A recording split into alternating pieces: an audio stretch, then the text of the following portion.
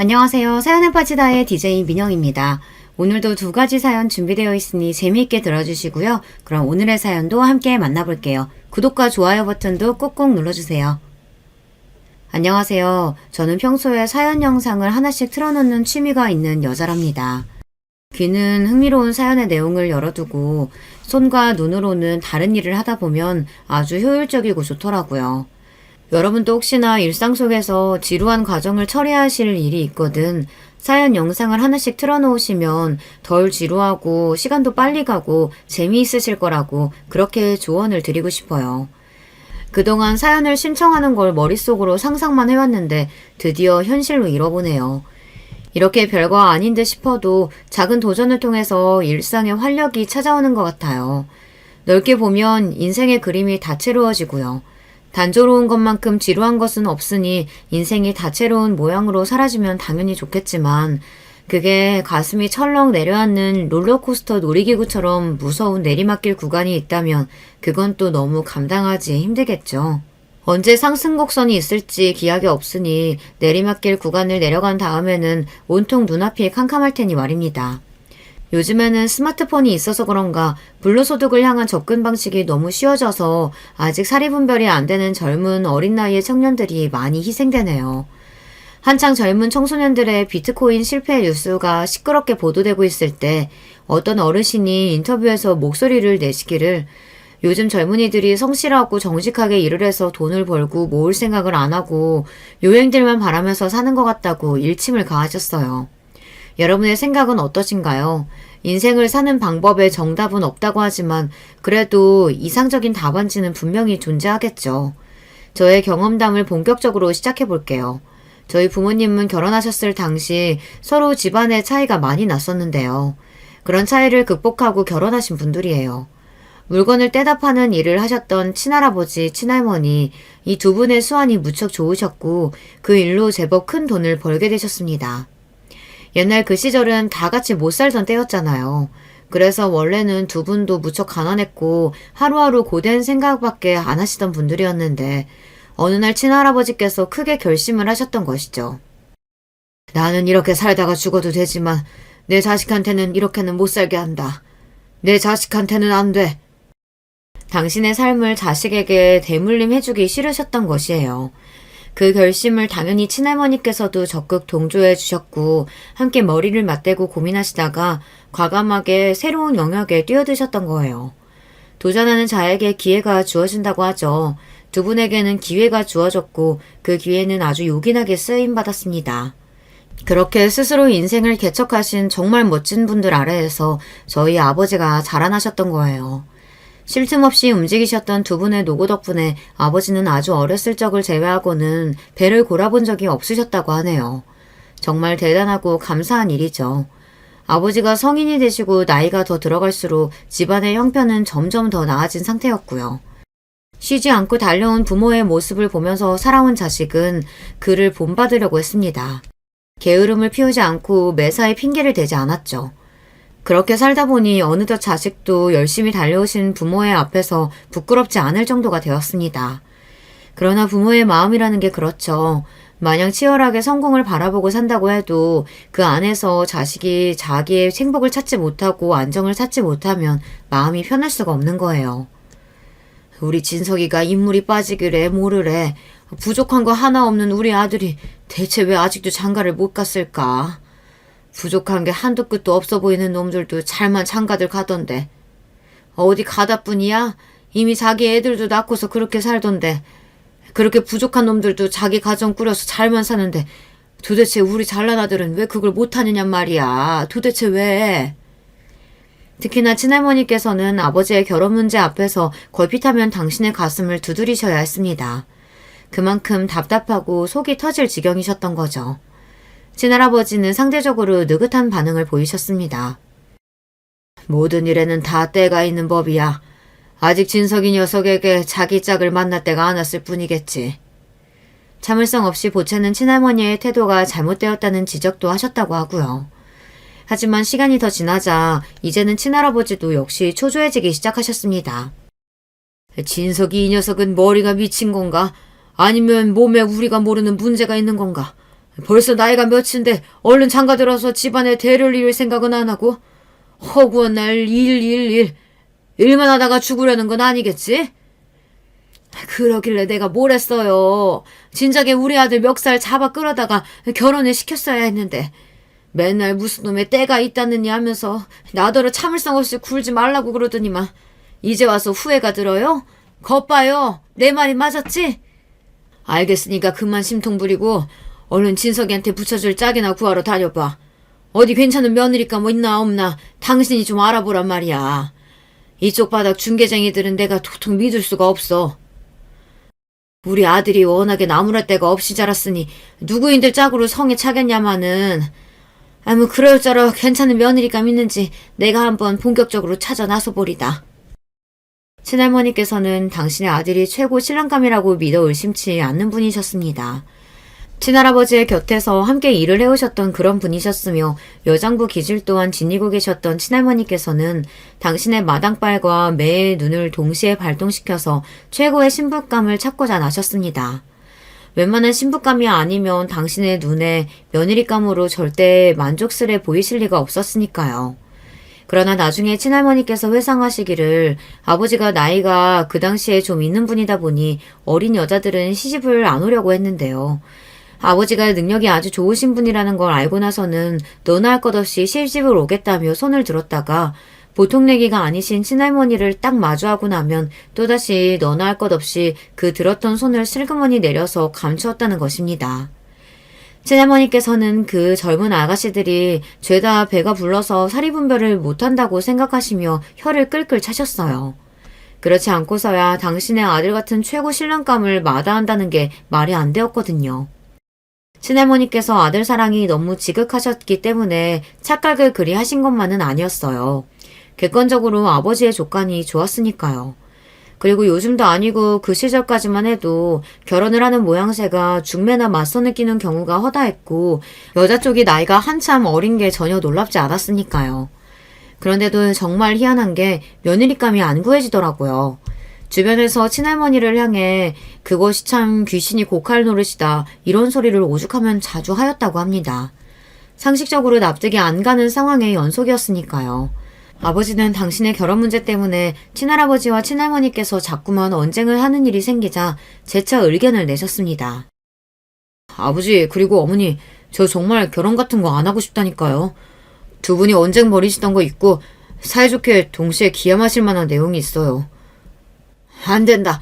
진석이네가 우리 집안의 대를 이어야 돼 이놈아. 그래 우리가 뭐하러 이날 이때까지 피똥 싸가며 열심히 살았는데 그건 다 너를 위해서였어. 너 잘 되는 거 보려고. 네가 어려움 없이 잘 살았으면 해서 그런 거야. 그런데 네가 결혼 안 하면 우리는 어떡하니? 강인한 친할머니께서 드물게 눈물까지 글썽글썽 하시자 아버지가 한숨을 쉬며 안타까운 목소리를 내셨어요. 결혼을 안 해도 잘 살 수 있는 거 아니에요? 저는 아버지하고 어머니하고 이렇게만 살아도 좋아요. 우리가 안 좋아. 진석아, 사람은 나이를 먹으면 누구나 결혼을 하는 거란다. 반드시 그래야 하는 법이야. 그러는 법이 어디 있어요. 뒷산 아래에 사시는 용철이 삼촌도 결혼 안 하셨잖아요. 나이가 이제 50이 다 되어 가던데. 그래도 잘만 사시잖아요. 그래서 불쌍한 인간이라고 온 동네에서 손가락질 받잖니. 그건 동네 분들이 이상한 겁니다. 결혼 안 한 게 이상한 게 아니에요. 불과 몇십 년만 지나보잖아요. 그때는 결혼이 필수가 아니라 선택이라고 모두가 말하는 시대가 올 겁니다. 두고 보세요. 뭘 두고 봐. 나는 안 두고 보련다. 나는 우리 진석이가 결혼하는 거 보련다. 나는 누구보다 잘난 우리 아들 진석이가 결혼 안 하고 주변에서 이상하다는 손가락질이나 받으며 늙어가는 거 그거 절대 용납 못해. 진석이 너 딱 말해봐라. 결혼을 하면 어디 죽는 병이라도 걸렸니? 그래서 그래? 아니에요. 단순한 이야기예요. 저는 결혼하고 싶은 여자가 없어요. 여자친구를 2번 사귀어봤지만 결혼하고 싶다는 생각은 전혀 안 들었습니다. 그래서 저는 결혼할 팔자가 아니라고 생각하게 되었어요. 대신 일을 할 때면 즐겁고 힘이 납니다. 누가 그렇게 열심히 살라고 등 떠민 것도 아닌데 그러는 버릇을 너는 왜 네 아버지한테서 쓸데없이 물려받았어? 진석아, 너 혹시 만약에 너 마음에 드는 여자 나타나면 그때는 결혼할 거니? 응? 그럴 거지? 글쎄요. 아마도 그렇겠죠? 하지만 어머니가 소개해주신 여자들은 제 마음에 조금도 들지 않았어요. 전부 좋은 분들이었으나 결혼할 인연은 아닌 듯 싶었어요. 그 여자들 다 잊어버려. 내가 원하는 며느리감들은 애초에 아니었는데 거참 희한하게 실이 너하고 붙여줄 아가씨 후보들이 내 손에 안 잡혀 들어온단 말이야. 암만 생각해도 요상해. 어머니, 제발 적당히 하세요. 안 되는 걸 억지로 하려고 드시니까 하늘이 일을 그르쳐 놓는 것이겠죠. 아버지가 피곤하다는 듯 고개를 흔들었으나 친할머니의 의욕은 더욱이 활활 타오르고 있었습니다. 다른 게 대수였겠나요? 당신의 아들을 결혼시키는 만큼 우선시 되는 것은 없었으니까요. 이제 할머니께서는 친할아버지의 전폭적인 지원까지 받아가며 다른 지역까지 출동하셔서 며느리감 물색에 들어가셨습니다. 그리고 최종으로 3명의 신상을 기재하여 아버지에게 내미셨죠. 드디어 됐다. 우리 아들, 이제 이 중에서 네 마음에 가장 드는 아가씨하고 결혼하면 돼. 내가 셋 모두한테 이미 모든 동의 다 받아놨다. 너만 대답하면 이제 끝이야. 그러자 아버지는 몹시 난감하신 얼굴이 되셨고 친할아버지와 친할머니 앞에서 사흘 후에 긴히 드릴 말씀이 있다고 그러셨습니다. 두 분은 영문을 모르셨고요. 심사숙고해서 선별해내신 며느리감 후보들이 친할머니께선 모두 마음에 드셨어요. 그건 친할아버지 역시도 마찬가지셨고요. 그래서 두 분은 더욱 떨리는 심정으로 사흘 후를 기다렸습니다. 그리고 마침내 당일이 되었을 때 아버지는 혼자 귀가하지 않으시고 누군가를 옆에 동반하신 상태였습니다. 두 눈을 의심하시던 두 분 앞에서 마침내 모습을 드러낸 저희 어머니가 인사를 올리셨습니다. 안녕하세요. 처음 인사드립니다. 꾸벅 인사를 올리는 모습에 친할머니께서는 설명을 요구하시는 눈빛으로 아버지를 바라보셨습니다. 그리고 아버지가 말씀하셨죠. 아버지 어머니, 제가 결혼할 여자입니다. 저 이 여자하고 결혼하고 싶습니다. 친할아버지께서는 너무 당황하고 놀라신 나머지 급하게 움직이시다 넘어지기까지 하셨습니다. 그 바람에 거실에 우당탕탕 소리가 울려 퍼지고 친할머니께서는 그게 대체 무슨 소리냐며 손에 3명의 며느리감 후보가 적혀있는 종이를 짤짤 흔드시며 저희 어머니가 대간절 어디에서 갑자기 튀어나온 어디 사는 누구인지 당장에 알고자 하셨습니다. 그래서 그때 정말 정신이 하나도 없었다고 어머니가 두고두고 곱씹으셨죠. 뭐라고? 집에 돈은 없는데 빚이 있어? 그리고 외가의 상황을 들으시자마자 친할머니께서는 반쯤 혼절을 하셨습니다. 그동안 당신께서 오만 고생을 다해가며 최고의 며느리감을 찾아 헤매셨으니 그러실 만도 했죠. 친가 집안하고는 외가 집안의 양상이 반대였는데요. 사실 외가족이 원래 그런 대로 사는 집안이었습니다. 열심히 맨 땅에 헤딩해가며 자수성가의 길로 나아가고 있던 게 친가였다면 원체 사는 형편이 그럭저럭 따라주었건만 난데없는 비극을 맞이하여 나락으로 떨어진 게 외가였던 것입니다. 외할아버지께서는 가장 가까이 지내셨던 당신의 지인 두 분에게 사기를 당하시는 일이 있었어요. 내 평생 게으름 한번 떨지 않고 부지런하게 살아오면서 처자식 먹여 살리느라 애쓰고 재산관리도 내 나름대로 착실하게 했건만 이런 기가 막히는 일 때문에 내 재산을 다 날려먹었구나. 나와 친형제나 다름없다고 믿었던 그런 사람들이 내 뒤통수만 내내 노리고 있을 줄이야. 이 세상에 믿을 수 있는 건 아무것도 없었던 거야. 내가 너무 아니라고도 순진하고 바보 같았구나. 어찌 겁도 없이 사람의 속을 들여다볼 수도 없으면서 함부로 감히 믿어버렸는가. 내가 왜 그랬을까? 대체 왜? 외할아버지께서는 피를 토하시는 심정으로 괴로워하셨습니다. 사기를 치고 돈을 챙겨서 잠적해버렸던 그 나쁜 놈들은 밤낮 없이 원망하고 저주하셨고요. 타고난 풍채만큼이나 항시 기세가 좋으셨던 외할아버지께서 충격과 절망에 빠져 쓰러지신 것에 외할머니께서는 눈물로 하루하루를 버티고 계셨습니다. 외가에 닥친 그 비극적인 사건은 외가 식구들에게 경각심을 안겨주었어요. 절대 남을 함부로 믿어서는 안 된다는 뼈아픈 교훈이 새겨진 것이었죠. 어느새 외가 식구들은 세상을 비관적으로 바라보며 세상 일이란 전부 부질없는 것이라고 여기며 모든 것을 다 원망하고 있었습니다. 그래서 전부 눈빛들이 살벌해졌죠.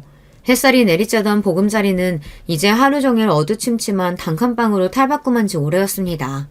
그렇게 다들 좌절의 구렁텅이에 빠져서 다시는 그 이전처럼 환하게 웃으며 지낼 수 없을 것처럼 되고 말았던 그때였으나 사는 게 전부 다 부질없다고 고단한 표정으로 내내 일만 하다 정말 짧은 휴식 시간에 밖에 나와 멍하게 앉아 계셨던 어머니를 운명같이 아버지가 지나가시다가 딱 발견하셨는데 그 즉시 눈이 번쩍 뜨였던 것이에요.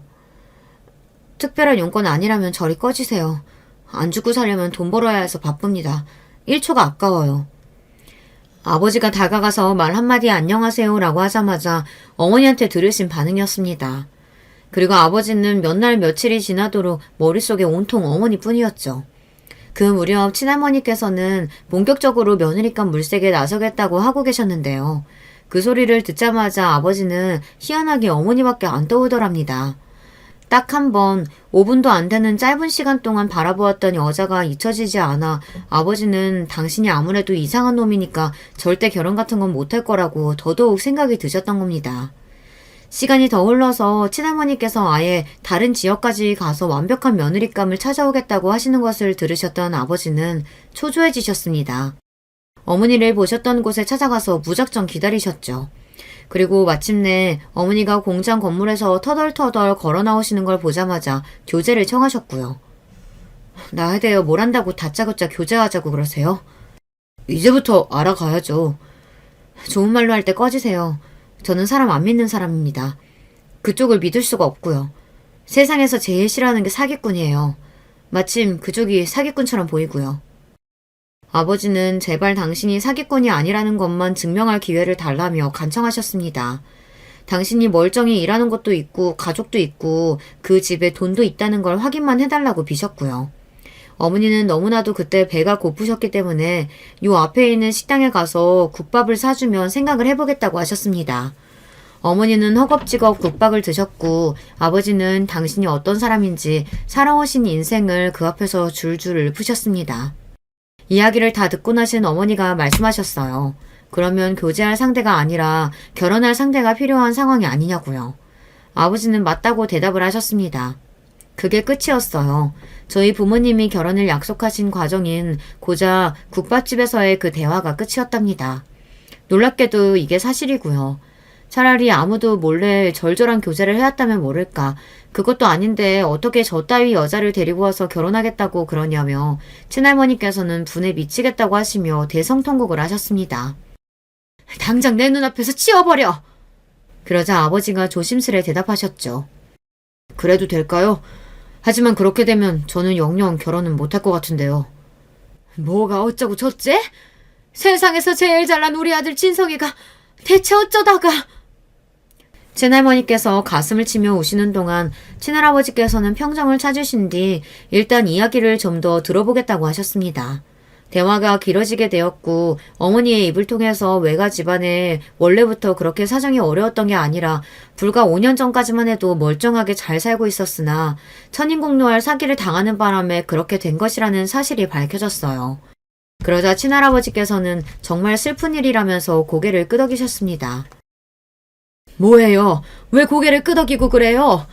내가 찾아온 최고의 며느리감들이 여기 이렇게 셋이나 됐는데 설마 저 어설프다 못해서 모자란 아가씨를 며느리로 맞아줄 작정은 아니겠죠? 지금까지 정말 기이할 정도로 진석이하고 맺어줄 아가씨를 찾지 못했었는데 그게 어쩌면 이유가 다 있었을지도 모르겠다는 생각이 드는구만. 하늘이 정해준 짝이 따로 있었던 거지. 그 짝이 지금 저 모자란 아가씨라고요? 모자라도 별 수 없지. 과분하게 흘러넘치는 것보다야 조금 모자라는 게 나을 수도 있어. 그래도 내가 얼마나 우리 아들 위해서 온갖 사력을 다했는데 겨우 저런 아가씨 며느리로 맞을 순 없어요. 집안은 빚이라니. 어쩔 수 없는 사정으로 집안이 그리 됐다고 하는데 살다 보면 누구나 크고 작은 시련 맞이할 수 있는 법이야. 우리도 나중에 어찌 될지 몰라. 그러니 우리가 측은한 마음으로 품어주세나. 우리 아들 더 늦기 전에 장가 보내야 할 것 아니야. 그래요. 머리로는 내가 무슨 소린지 알아들었다고요. 하지만 이 가슴이 너무 분하고 원통해서 우리 잘난 아들이 고작 저런 아가씨한테 홀라당 넘어간 게 기가 막히다고요. 친할머니께서는 당신이 울분을 토하시는 와중에도 아버지만 난감해 하실 뿐이지 어머니는 허공만 바라보고 계시는 것에 더욱 화딱지가 나셨습니다. 마지못해 결혼은 허락해 주어도 앞으로 가만 안 두겠다고 하셨죠. 어머니의 반응은 간결했습니다. 네, 앞으로 잘 부탁드립니다. 그 모습에 친할머니는 처음으로 흠칫하셨습니다. 5년 동안 지옥의 구렁텅이 속을 사정없이 구르셨던 어머니의 내공이 엿보였기 때문입니다. 어머니는 친할머니께서 그 어떤 괴롭힘을 선사하시든 꿈쩍도 하지 않았습니다. 빚에 시달리지 않고 자는 공간도 넓은 집에서 생활하는 것만으로도 어머니는 너무 행복하셨고 만족하셨기 때문입니다. 조건을 보고 얼떨결에 결혼하셨던 어머니셨으나 아버지와 부부싸움 하는 법 없이 평화롭게 잘 사셨답니다. 어머니만 보면 이를 바득바득 하시며 당신이 최고의 며느리감을 찾아내기 위해 드렸던 그 모든 헛수고를 떠올리시느라 악에 받쳐 계셨던 친할머니께서는 시간이 지날수록 차차 마음을 열게 되셨어요. 외할머니와 외할아버지께서 사기를 당해 가세가 주저앉기 전까지는 어느 정도 받쳐주는 환경에서 살아오신 분들이었기 때문에 친할머니께서 느끼기에는 격을 갖추신 분들로 여겨졌던 거예요. 그게 바로 졸부가 가지지 못한 고전적인 품격이라고 여기신 친할머니께서는 자연스레 당신의 며느리를 향해 가산점을 주기 시작하셨습니다. 게다가 어머니가 아들을 딱 낳으셨거든요. 드디어 손자를 얻었구나. 역시 우리 며느리는 하늘이 점지해준 운명이었던 거야. 마냥 모자란 줄 알았는데 잘하는 것도 있었구나. 기뻐하시는 친할아버지 옆에서 친할머니께서도 말씀은 그렇게 하셨지 입이 찢어지려고 하셨습니다. 기가 막히고 코가 막히는 사기를 당해 이제 집안이 폭삭 주저앉고 영원히 우중충하게 살다가 죽을 줄 알았던 어머니가 하루아침에 잘 사는 집안에 시집을 가셨으니 그런 다음에 태어난 제 친정오빠는 외가 식구들 입장에서 보자면 어머니가 그 집안에서 인정받을 수 있도록 해준 고마운 존재였던 거예요. 그래서 오빠를 향한 모두의 애정이 엄청났습니다. 어머니가 오빠를 안고 외가에 방문이라도 하면 모두가 기다렸다가 버선발로 뛰어났습니다. 큰이모는 오빠를 오죽하면 우리 왕자님이라고 부르셨으니 말 다 했어요. 외가의 빚은 어떻게 되었냐고요? 친가에서 다 갚아주었습니다. 그 당시 기준으로 친가 집안이 잘 살기는 했어도 엄청난 부자라거나 그런 건 또 전혀 아니었거든요. 그러니 딴에는 대단한 결심으로 그 빚을 갚아주신 거였고요. 그러니 외가의 입장에서는 평생을 두고 감사할 일이었으며 마음에 빚이기도 했어요. 그만큼 친할아버지와 친할머니의 아들을 향한 마음은 극진하셨습니다. 뒤늦게나마 장가를 간 것만으로도 눈물겨워 하실 정도였으니까요. 어렸던 저의 눈에 바라본 집안의 풍경이란 그랬네요. 저희 가족이 다 함께 외가를 방문할 때면 아버지는 귀한 대접을 받으셨으며 오빠는 애정어린 환영을 받았습니다.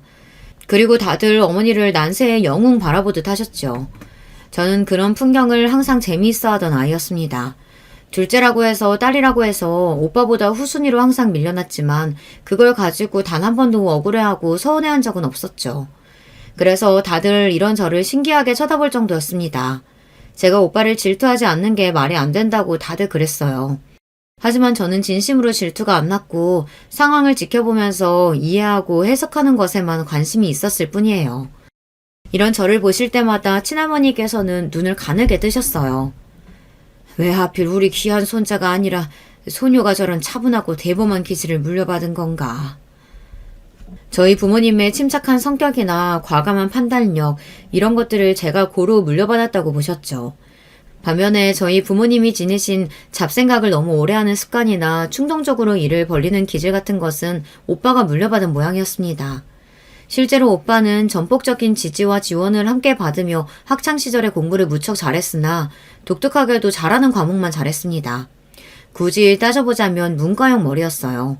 오만 잡생각을 붙잡고 길게 늘어지는 오빠의 머릿속에는 딱딱한 공식이 비집고 들어가질 못했습니다. 반면에 저는 오빠처럼 머리가 비상하진 않았어도 전 과목을 고루고루 다 잘 해내는 편이었고요. 불길하다. 왠지 불길해. 친할머니께서는 뭐가 그렇게 불길하신지 집에서 공부하는 제 모습만 보면 부릅뜬 눈으로 그렇게 중얼거리셨습니다. 그러신 다음에는 꼭 오빠에게 간식 하나라도 챙겨주려 걸음을 옮기셨고요.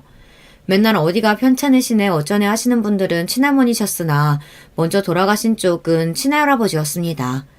이 정도면 이룰 거 다 이뤘다고 말씀을 남기셨고 아버지를 향해서 반드시 회사를 잘 키워서 이어가라는 당부를 거듭하신 다음에 숨을 거두셨습니다.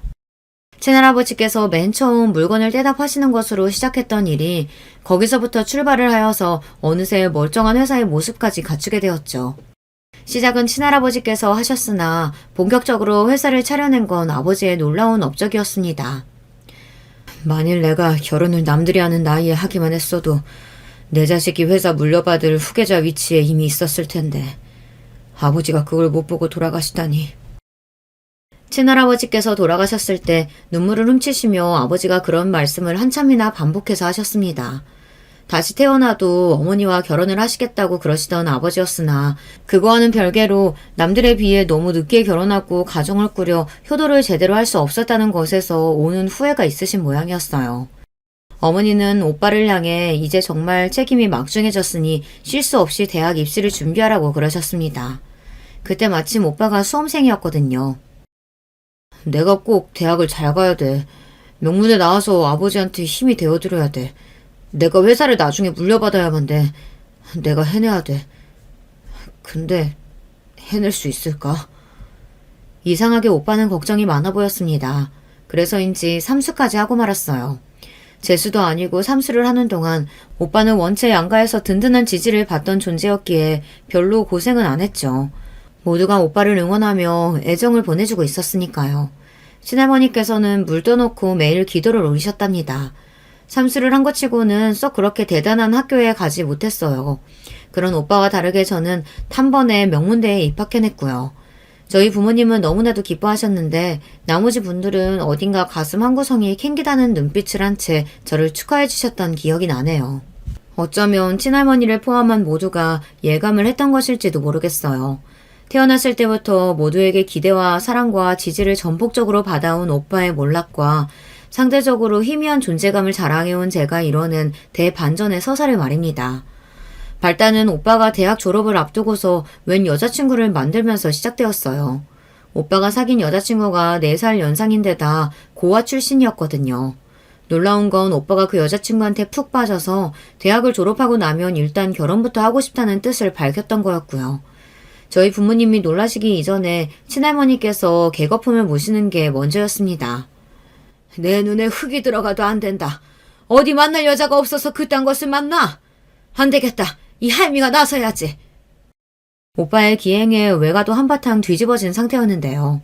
그래서 친할머니께서는 대다수의 동의를 얻어내신 상태에서 오빠와 결혼을 시킬 만한 지덕체를 다 갖춘 아가씨의 정보를 얻어다 5명으로 추리셨습니다. 아버지를 위해서 준비하셨던 옛날에 비하면 후보 숫자가 2 늘어난 셈이었죠. 하지만 그걸 본 오빠가 반항심이 발동해서 대학을 졸업하기 무섭게 그 여자친구와 잠적을 해버린 것입니다. 사랑의 도피였죠. 온 집안이 난리가 났어요. 그리고 나중에 들려온 소식은 그 여자친구가 임신을 했다는 이야기였습니다. 아버지는 괘씸히 하셨고 알아서 책임지고 살라고 선언하셨어요. 당신의 건강도 예전 같지 않았던 데다 회사가 점점 더 중요한 기로에 서 있었는데 아들이라는 게 그런 사고나 치다니 아버지의 입장에서는 천인공노할 만했죠. 어머니 또한 비슷한 입장이셨고요. 친할머니께서 알아놓으신 지 오래였는데 손자 사랑이 지극하셨다곤 하나 그 이전에 아들 사랑이 우선이었습니다. 아버지가 내리신 결정을 친할머니께서는 뒤집으려 하지 못하셨어요. 옛날부터 유독 오빠를 예뻐해온 외가 집안만 매일 초상집이었습니다. 외가 식구들이 몰래 오빠의 연락을 하며 뒤에서 도와주기 시작한 걸 다른 사람들도 모두 눈치챘지만 애써 모른 척하며 지냈고요. 명문대를 좋은 성적으로 졸업한 저는 대기업에 들어가서 2년 1개월 동안 사회생활을 해봤고요. 그런 다음 아버지의 회사로 들어갔습니다. 저는 차분하게 분위기부터 읽으면서 업무를 시작했고요. 내가 이럴 줄 알았어. 손자가 아니라 소녀가 좋은 걸 다 물려받고 태어난 걸 내가 진작에 알아봤었지.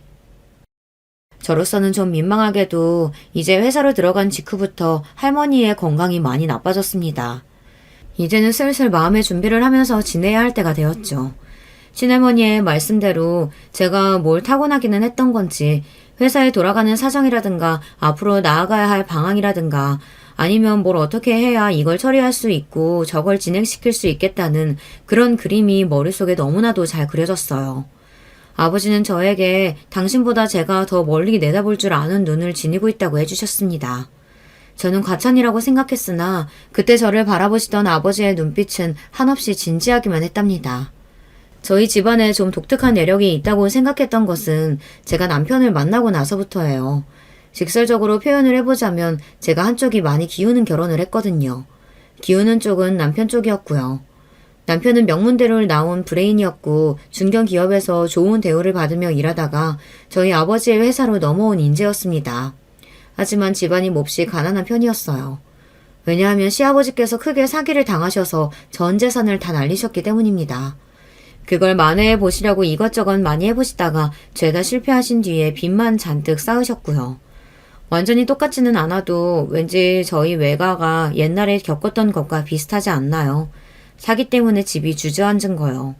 그래서 제가 어쩌면 그 사정을 알고 나서 남편에게 관심이 가져졌던 건지도 모르겠어요. 시아버지께서는 남편이 고등학교 때 술병이 나서 돌아가셨습니다. 남편은 죽기 살기로 코피를 쏟아가며 공부에만 매진했고 그 결과 명문대 입학이라는 쾌거를 이뤄낼 수 있었어요.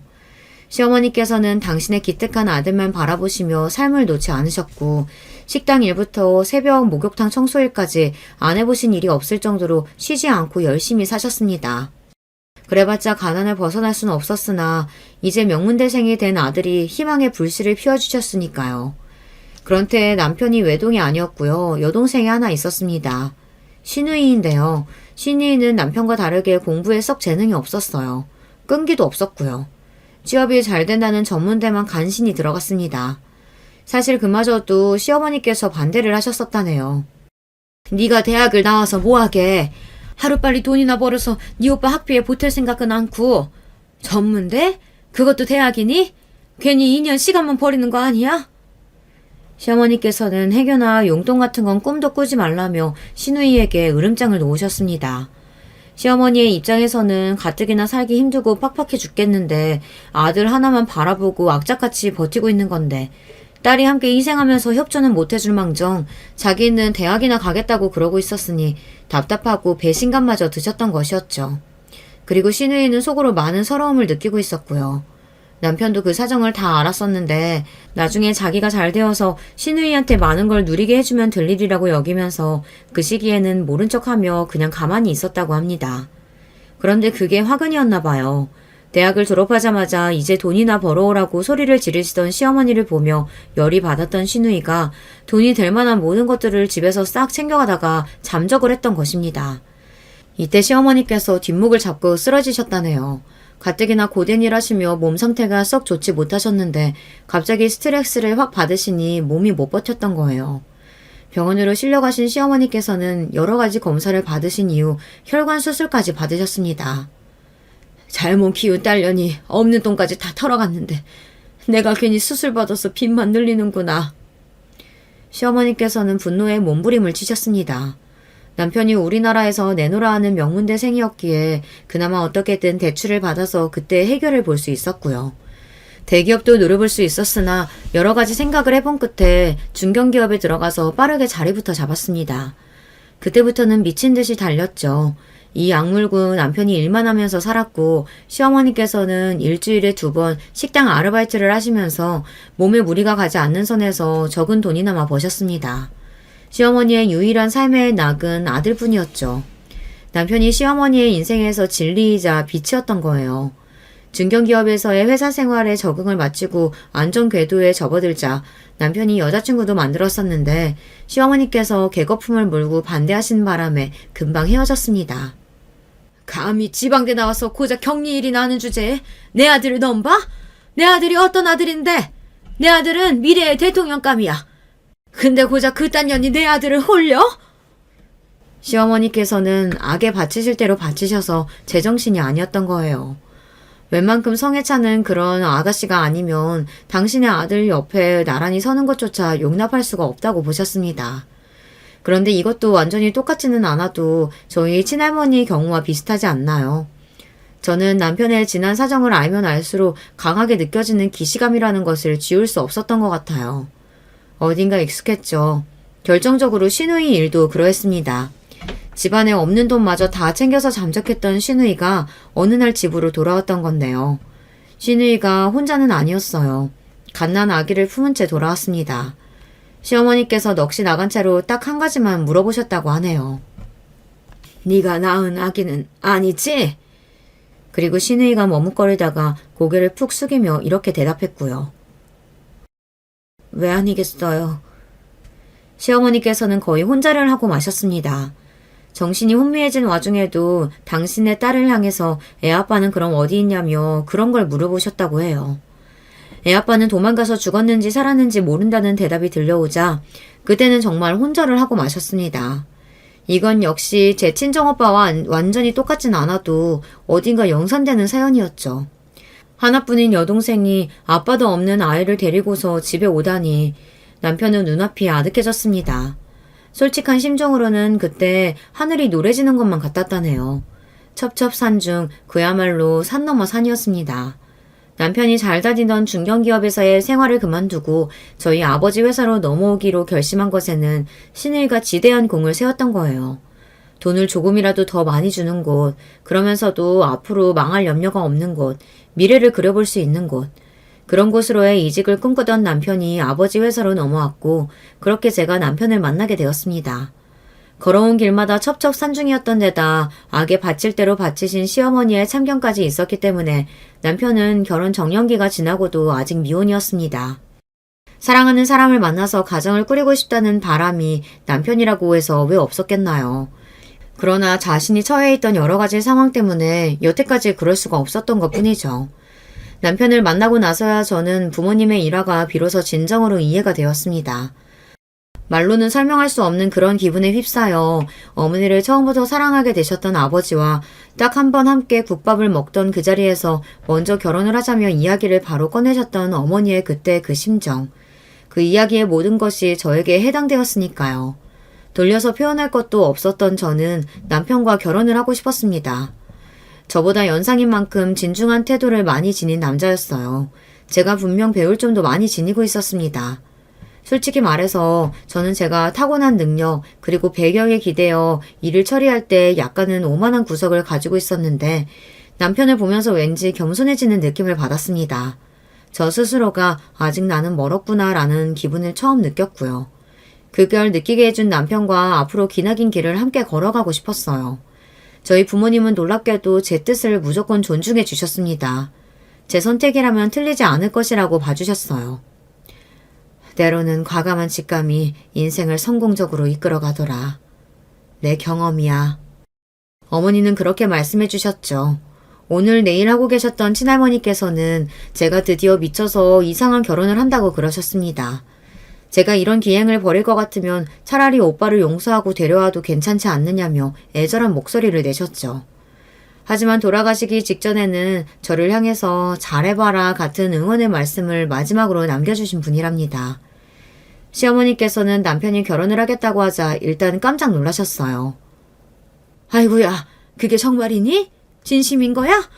몇 년을 아무 여자하고도 안 만나고 지내는 것 같아서 내 마음이 막 애가 타고 미치겠다가도 나 때문에 우리 아들이 아무것도 못 만나고 그러는 걸까봐 빨리 차마 결혼하라고 채근하지도 못하고 얼마나 가슴만 졸이고 있었는지 모른다. 네가 혼자서 늙어 죽게 되는 건 아닐까. 내가 간밤에도 그 걱정으로 잠을 설쳤는데.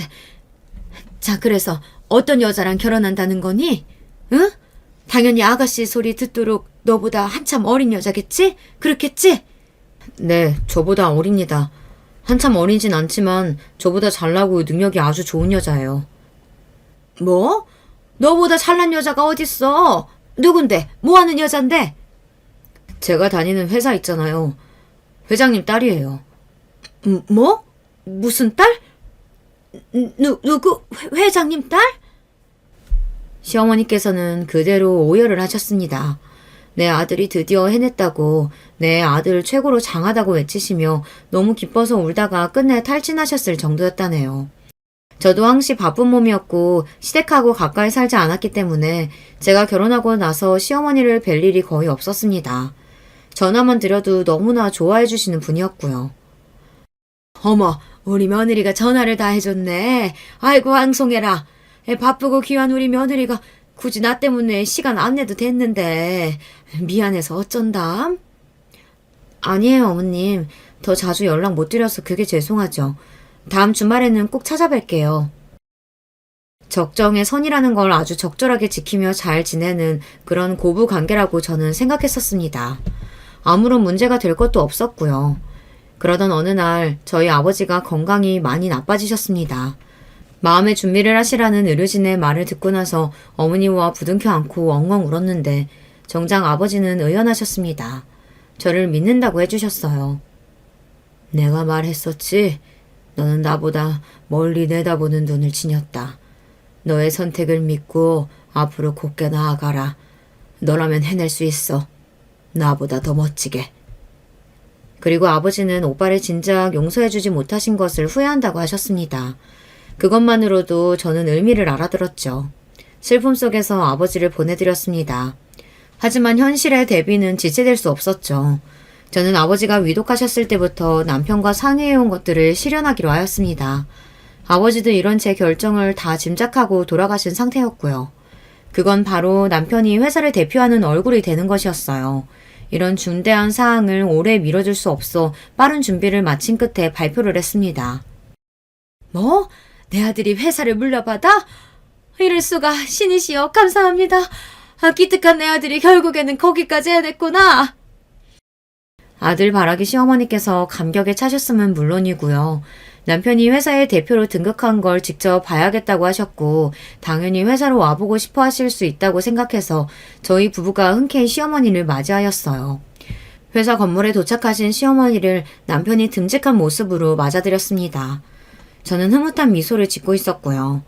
그런데 감동에 젖은 눈으로 여기저기를 둘러보시며 이동하시던 시어머니께서 돌연 저를 보며 포욕스러운 눈빛을 하시더니 이렇게 말씀하신 겁니다.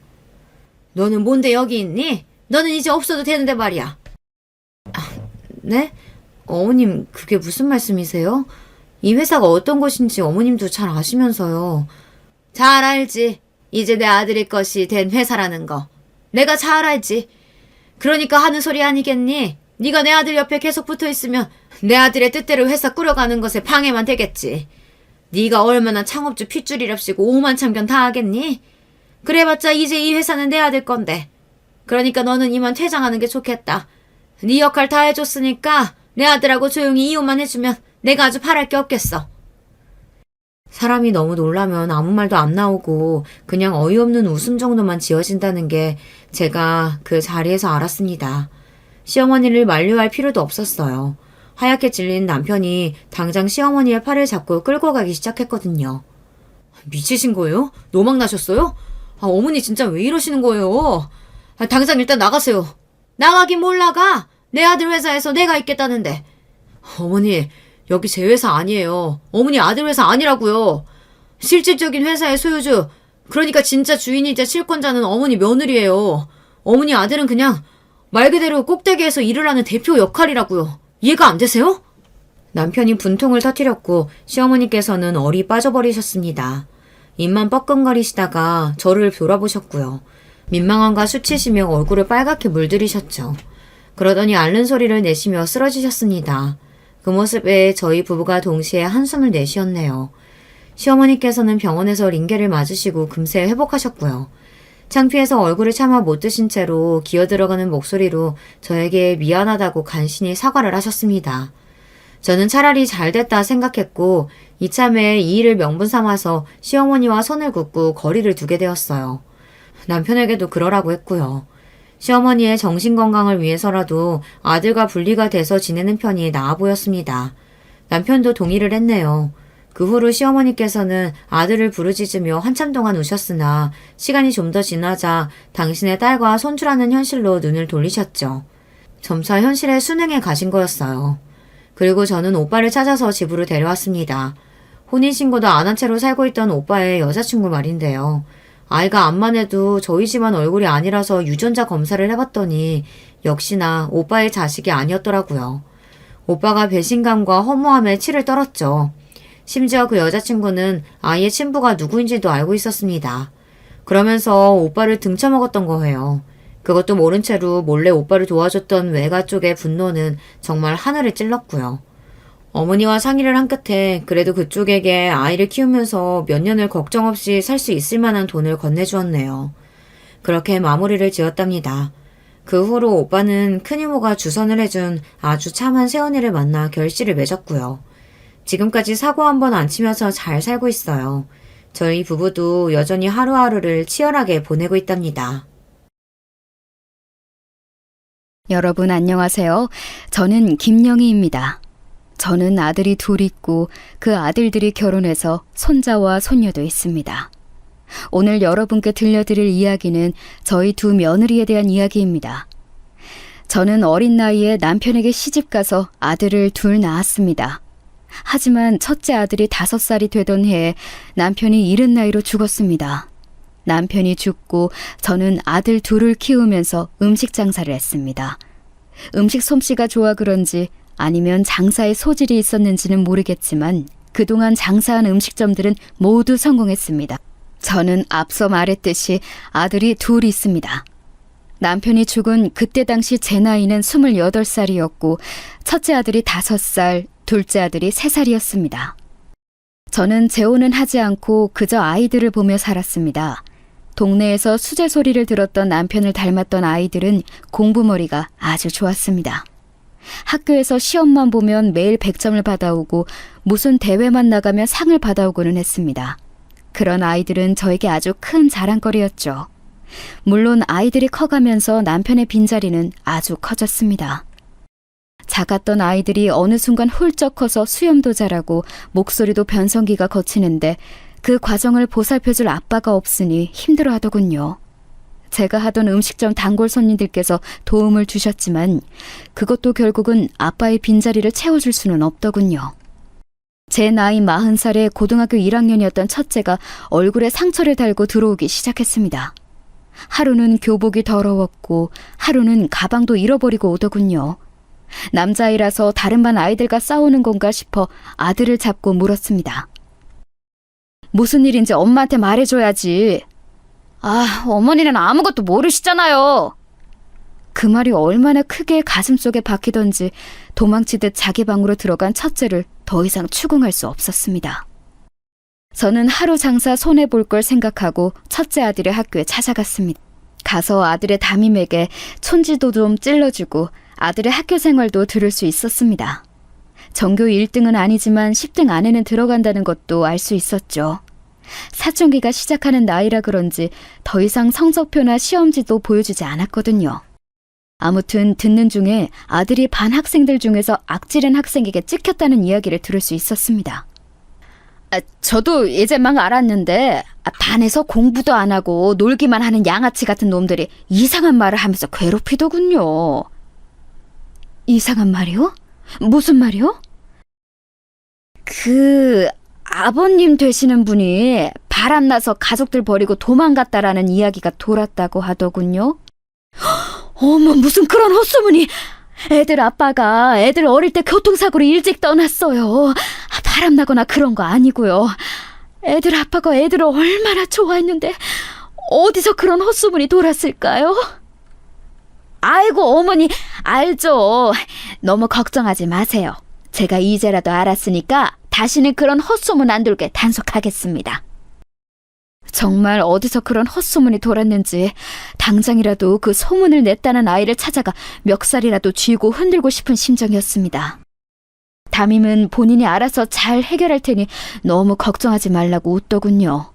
그럼 오기 전에 해결했었어야지 하고 쏘아붙이고 싶었지만 저는 꾹 눌러 참고 혹시나 해서 더 챙겨간 돈봉투 하나를 더 찔러주었습니다. 좋다고 입이 찢어져라 웃는 담임에게 몇 번의 다짐을 더 받아내고 저는 교무실을 나왔었죠. 교무실 앞에는 첫째 아들이 절 기다리고 있었습니다. 다행히 오늘은 별일이 없었는지 교복도 깨끗했고 가방도 들고 있더군요. 저는 그런 아들을 데리고 나와 아들 품에 간식거리를 안겨주며 말했습니다. 엄마가 지금 알아서 미안해. 어디서 그런 헛소문이 돌았는지. 너희 아빠가 너희를 얼마나 사랑했는데 그런 이야기가 돌았을까? 제 말을 들은 첫째 아들은 잠시 아무 말도 하지 않더니 곧이어 눈물을 뚝뚝 흘리기 시작했습니다. 저는 그런 아들을 꽉 안아주고 등을 다독여줬죠. 아들은 그렇게 한참을 눈물을 흘리다가 제 어깨에 얼굴을 묻으며 말하더군요. 그날 심한 말해서 죄송해요. 저는 그런 첫째를 더 꽉 안아줬습니다. 그날 저녁 저희 세 가족은 이른 저녁을 먹고 거실에 나란히 누워 많은 이야기를 했습니다.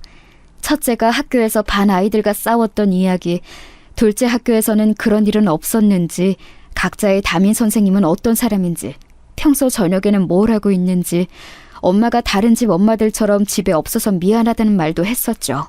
그때부터 저는 더 열심히 일했습니다.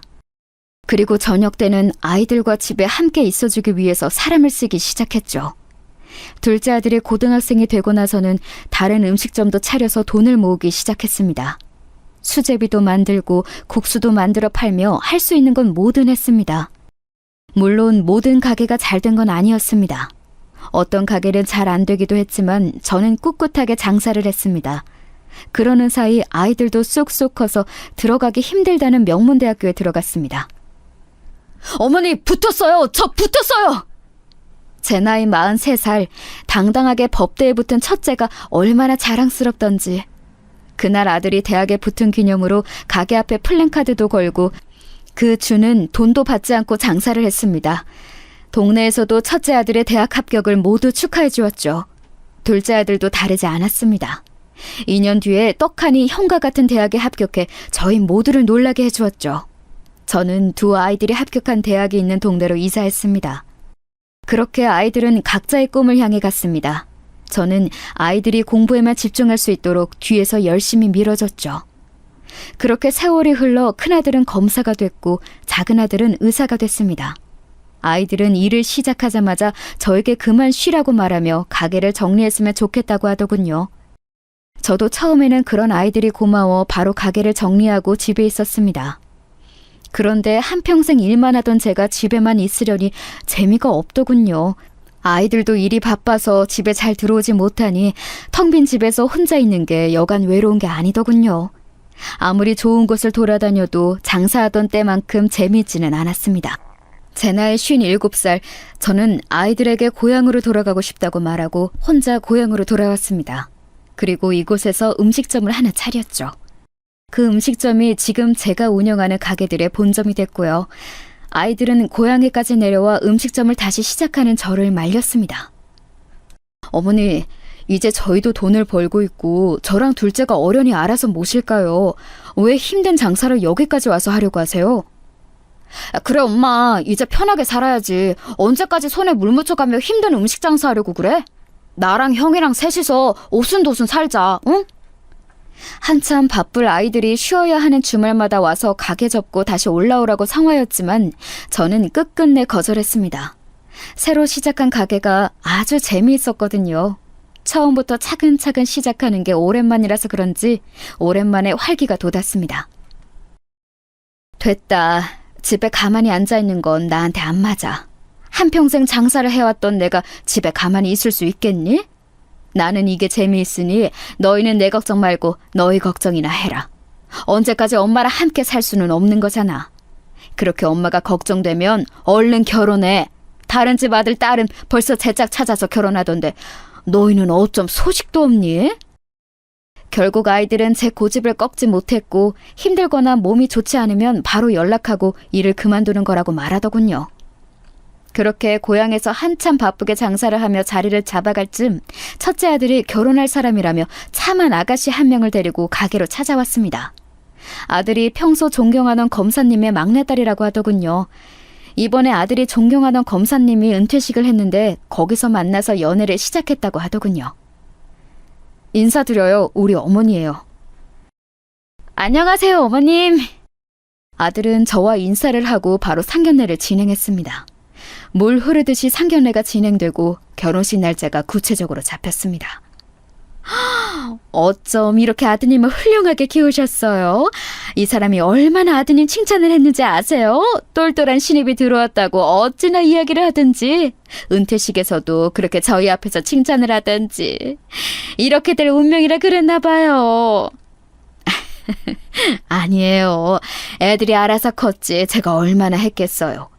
저야말로 저희 아들을 그렇게 잘 챙겨주셨다고 하셨는데 이제야 인사를 드리니 부끄럽네요. 우리 사위가 누굴 닮아 이렇게 겸손할까 했는데 다 사돈을 닮아 그런 거였군요. 화기애애한 상견례가 끝나고 저는 첫째 아들을 불러 집 문서 하나를 내놓았습니다. 어머니, 이게 뭐예요? 아무리 시대가 바뀌고 있다고 해도 남자 쪽에서 집을 해가야지. 이건 그동안 엄마가 너희 주려고 돈 모아서 산 집이다. 사실 그 전부터 주고 싶었는데 너희가 거부할까봐 주지 못했어.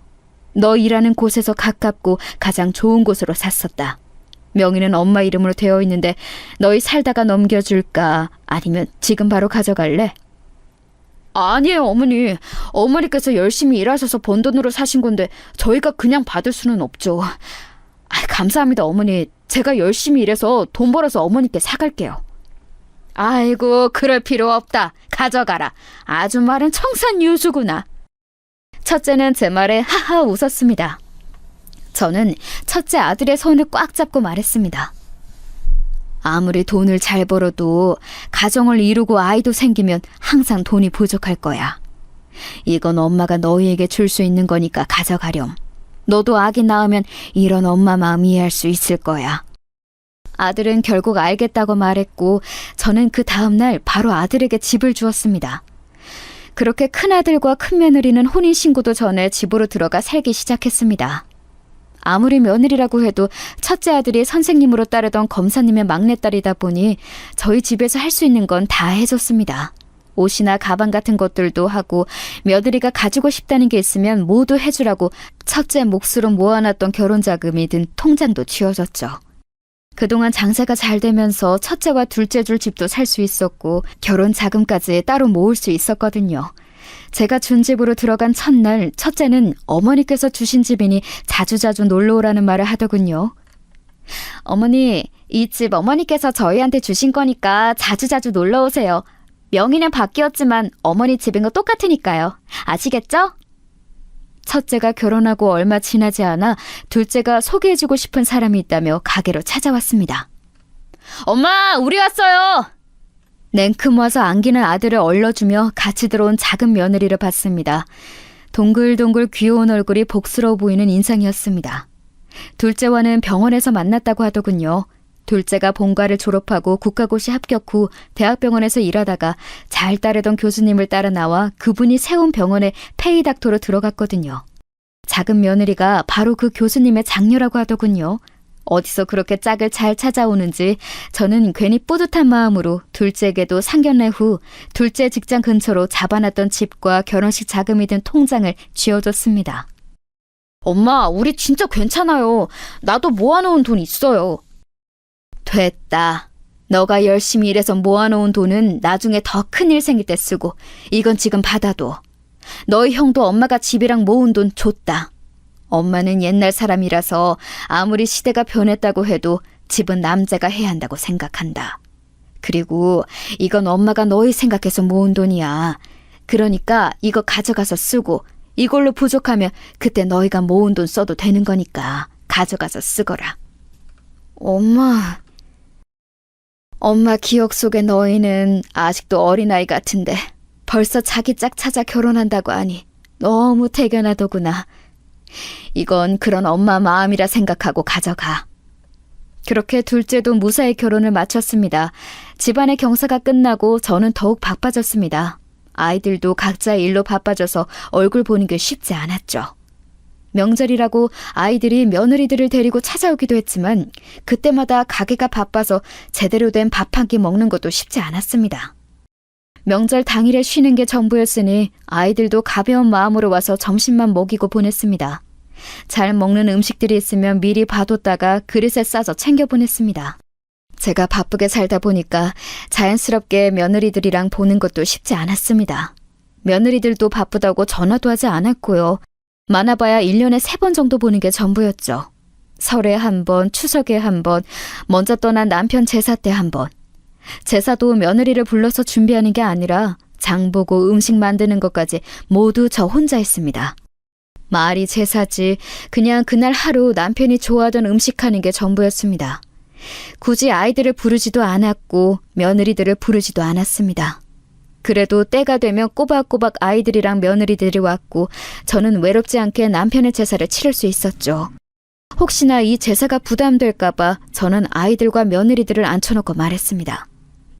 나 죽거든 이런 제사는 안 해도 된다. 나야 내 마음 편하고 싶어서 먼저 간 남편 못해준 밥이라도 챙겨주고 싶어서 하는 거지. 너희들은 그럴 필요 없어. 에이, 엄마 무슨 그런 섭섭한 말을 해. 그건 엄마 마음이고 나랑 형은 다를 수 있잖아. 엄마가 아버지 제사 마음대로 하는 것처럼 우리도 우리 마음대로 엄마 제사할 수도 있는 거지. 어머니 말씀대로 어머니 마음대로 아버지 제사하시는 거니까 어머니 돌아가시고 나서는 저희 마음대로 어머니 아버지 제사 지낼 거예요. 그러니까 배고프시면 저희 집 찾아오세요. 아시겠죠?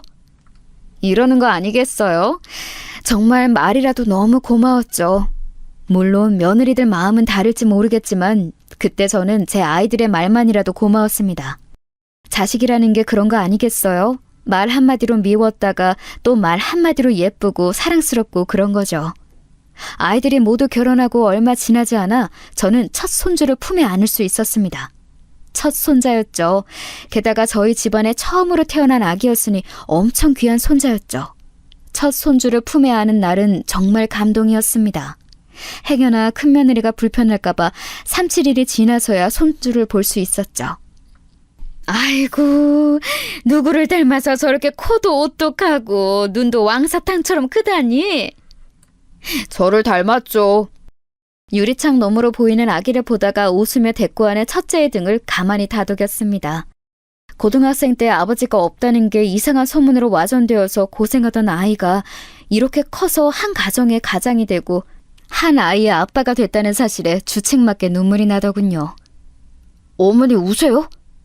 깜짝 놀라 물어보는 아들에게 아무것도 아니라며 옷소매로 대충 눈물을 닦고 준비해간 봉투를 쥐어줬습니다.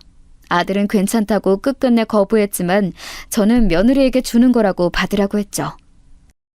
너한테 주는 거 아니야.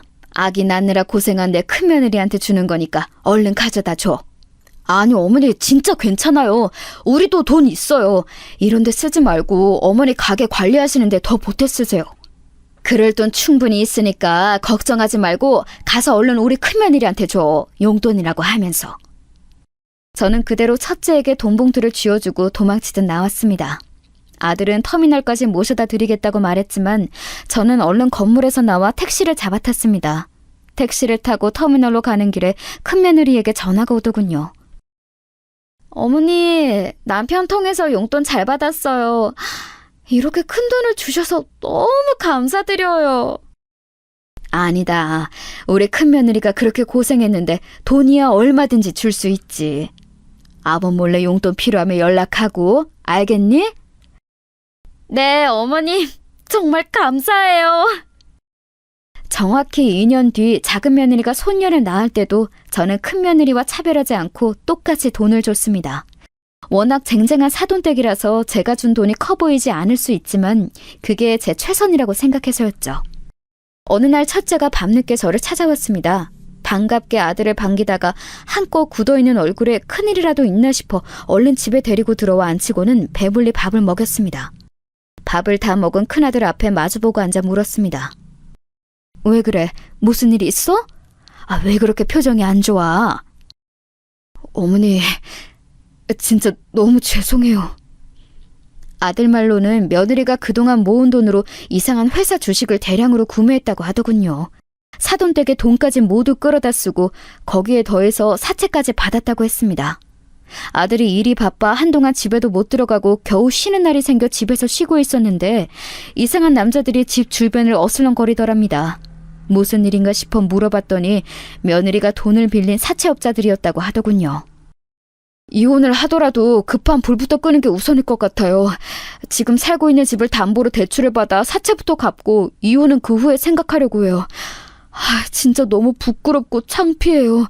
어머니께는 잘 사는 모습 보여드리고 싶었는데 이 나이 먹고 장사하시면서 고생스럽게 돈 버는 어머님께 돈 이야기를 하다니.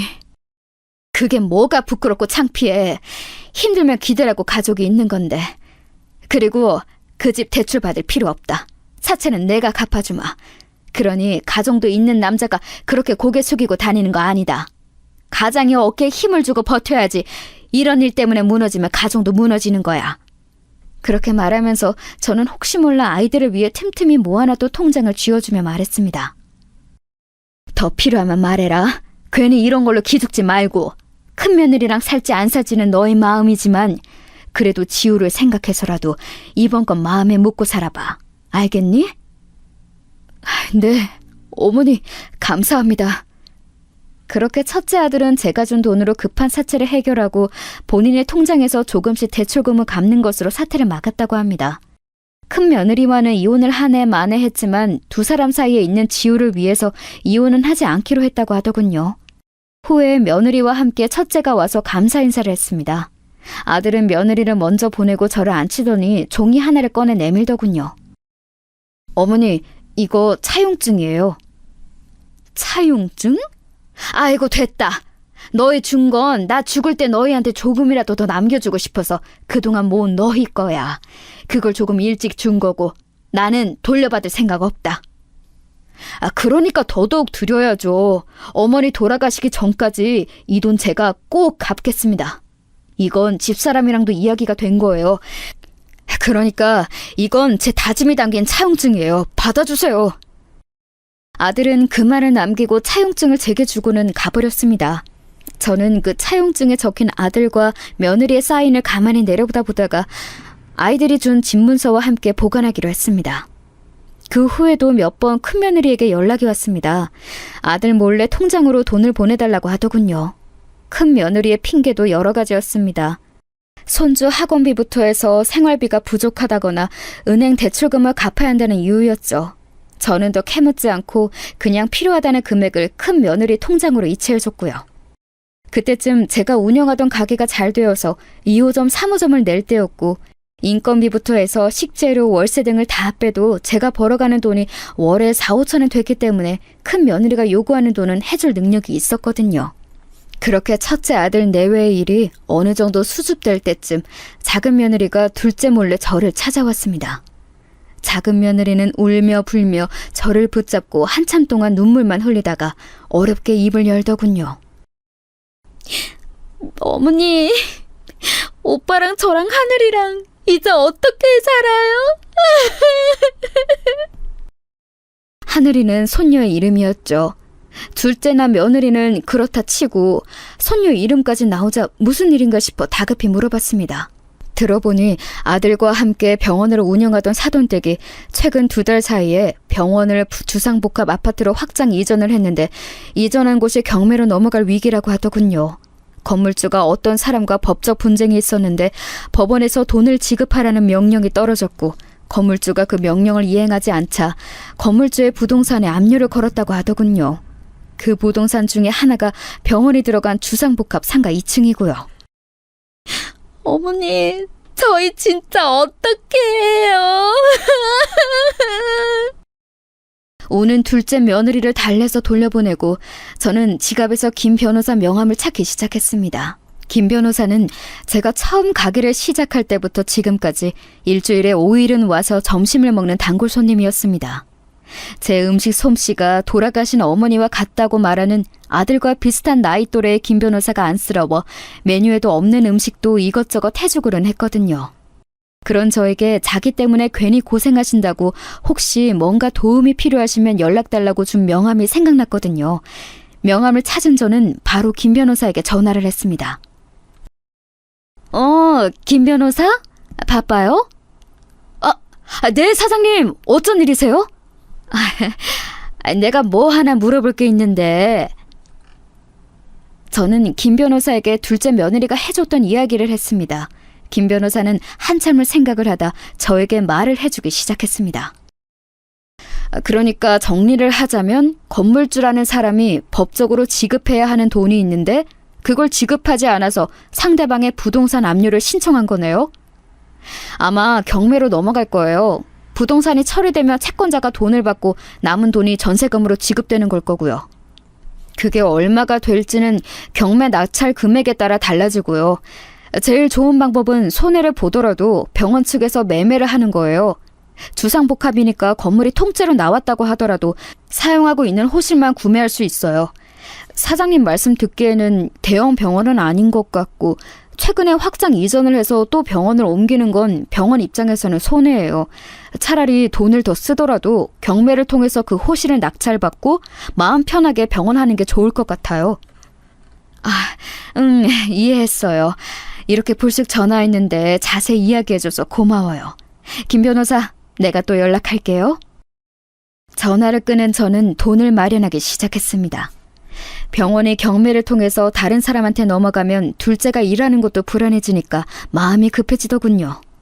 둘째에게 주기 위해 모아놨던 돈과 본점 건물을 담보로 대출을 받았습니다. 그러는 사이 첫 경매가 시작됐더군요. 만약 이 경매에서 다른 사람에게 병원에 있는 호실이 낙찰이 되면 저는 마련한 돈을 그냥 둘째에게 주고 병원을 독립하는 건 어떠냐고 물어볼 생각이었습니다. 경매가 치러진 다음 날 찾아보니 다행히 낙찰받은 사람이 없더군요. 아무래도 지방에 있는 건물이라 매매를 하려는 사람이 없는 것 같았습니다. 한 달 후에 20% 정도 낮아진 가격으로 두 번째 경매가 시작한다고 하더군요. 차라리 잘 됐다는 생각을 하며 저는 어서 시간이 지나길 기다렸습니다. 시간이 흘러 2차 경매가 시작하는 날, 저는 김 변호사와 함께 노트북 앞에 앉았습니다. 혼자 경매를 하겠다는 제가 걱정된 김 변호사는 자기 점심시간까지 양보하고 저를 도와주었습니다. 저도 잘은 모르지만 경매 관련해서 일하는 친구한테 물어봤어요. 제가 옆에서 도와드릴게요. 고마워요, 김 변호사. 다음에 가게 들리면 내가 맛있는 김치찌개 해줄게요. 김 변호사는 계란 후라이도 해주라고 말하며 경매 사이트에 제가 낼 수 있는 최대한의 돈을 적어 보내주더군요. 김 변호사는 이 정도면 충분히 낙찰받을 수 있다고 알려줬고 정말 낙찰을 받았습니다. 저는 낙찰 받자마자 둘째를 불러 이 사실을 알려줬습니다. 다행히 내가 낙찰 받았단다. 그러니까 불안해하지 말고 일하면 되는 거야. 알았지? 사돈 어른께는 엄마가 낙찰 받았다는 건 말씀드리지 말고 아는 사람이 낙찰 받았으니 너무 걱정하지 말라고만 말씀드려. 알았지? 혹여나 사돈 댁에서 부채감을 느낄까봐 덧붙인 말에 아들은 고개를 끄덕이며 말하더군요. 엄마, 진짜 나 엄마한테 잘할게. 엄마가 가게 담보로 대출받은 것도 내가 꼭 갚을게요. 진짜 고마워요, 엄마. 둘째가 그동안 얼마나 마음고생을 했는지 얼굴에 살이 쏙 빠져 보는 제가 다 안타까웠습니다. 저는 그런 둘째의 등을 토닥여주고 말했죠. 대출은 걱정하지 마렴. 이 건물은 정리 좀 되고 대출도 정리되면 엄마가 너한테 넘길 거야. 그러니까 앞으로도 아무 생각하지 말고 열심히 일하면 되는 거야. 알았지? 둘째는 끝까지 괜찮다고 안 줘도 된다고 말했지만 저는 마음속으로 꼭 아들에게 줄 생각이었습니다. 큰 사건들이 마무리가 될 즈음 제 몸이 이상하다는 느낌을 받았습니다. 몸이 무겁고 머리가 아파오더군요. 어느 때는 중심을 잃고 쓰러질 때도 있었습니다. 속이 메스껍고 어느 날은 구토를 했습니다. 구토를 한 날 저는 바로 둘째에게 전화를 했고 둘째는 저를 큰 병원에 데리고 가 입원을 시켰습니다. 병원에 입원해 많은 검사를 받는 동안 첫째도 왔습니다. 둘 다 땀을 뻘뻘 흘리며 조급해하는 게 정말 큰 병이라도 걸렸나 싶었는데 다행히 큰 병은 아니더군요. 이석증입니다.